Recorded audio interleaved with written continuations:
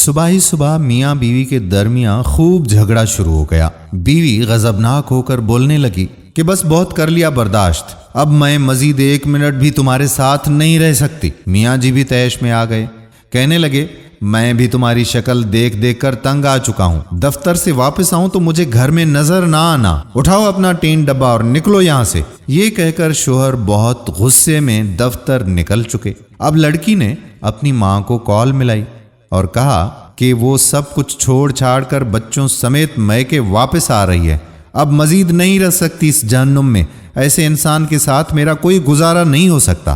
ماں نے کہا کہ بات سن، بندے کی پتر بن، آرام سے وہیں بیٹھ، تیری بڑی بہن بھی اپنے میاں سے لڑ کر آئی تھی اور اسی ضد میں طلاق لے کر بیٹھی ہوئی ہے اور کہیں اور رشتہ بھی نہیں ہو رہا، تو نے وہی ڈرامہ شروع کر دیا ہے۔ خبردار جو ادھر قدم بھی رکھا تو صلح کر لے اپنے میاں سے، اب وہ اتنا برا بھی نہیں ہے، سب کی اتنی عزت کرتا ہے، تم سے اتنا پیار کرتا ہے، ہو کیا گیا ہے تمہیں؟ ماں نے وہاں سے لال جھنڈی دکھائی تو بیگم صاحبہ کے ہوش ٹھکانے آئے اور وہ پھوٹ پھوٹ کر رونے لگیں۔ جب رو کر تھکیں تو دل ہلکا ہو چکا تھا۔ میاں کے ساتھ لڑائی کا سین سوچا اور تمام باتوں پر غور کیا تو اپنی بھی کافی ساری غلطیاں نظر آنے لگ گئیں۔ اب ہاتھ منہ دھو کر فریش ہوئی اور میاں کی پسند کی ڈش بنانا شروع کر دی، ساتھ ہی اسپیشل کھیر بھی بنا لی۔ سوچا کہ شام کو جب میرے میاں صاحب واپس آئیں گے تو میں ان سے معافی مانگ لوں گی، اپنا گھر پھر بھی اپنا ہی ہوتا ہے۔ شام کو جیسے ہی شوہر گھر میں داخل ہوئے تو بیگم نے ان کا اچھے طریقے سے استقبال کیا اور ایسے استقبال کیا کہ جیسے صبح ان دونوں کے درمیان کچھ ہوا ہی نہیں تھا۔ شوہر کو بھی خوشگوار حیرت ہوئی، وہ ہاتھ منہ دھو کر جا کر بیٹھ گئے اور بیوی نے کھانا پیش کر دیا۔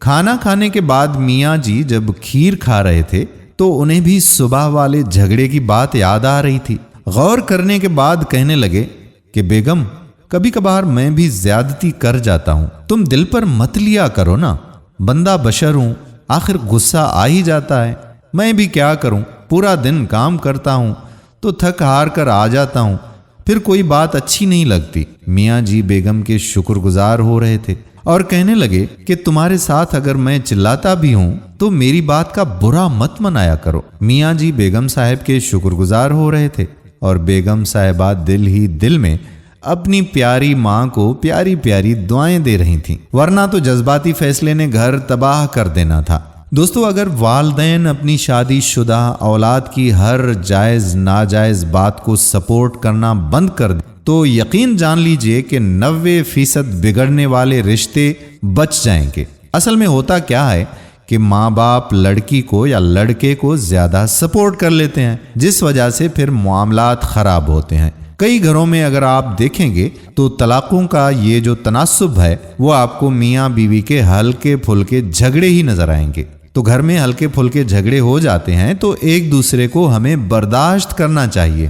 یہ زندگی کا سفر ایسے نہیں کٹنے والا، صبر و تحمل سے اس زندگی کو گزاریں۔ اگر ویڈیو پسند آئی ہو تو اپنی بہنوں کے ساتھ اور بھائیوں کے ساتھ اسے شیئر ضرور کیجیے گا۔ آنے والی ویڈیو تک آپ کا اپنا میزبان قادر بخش کلہوڑو آپ سے اجازت چاہتا ہے۔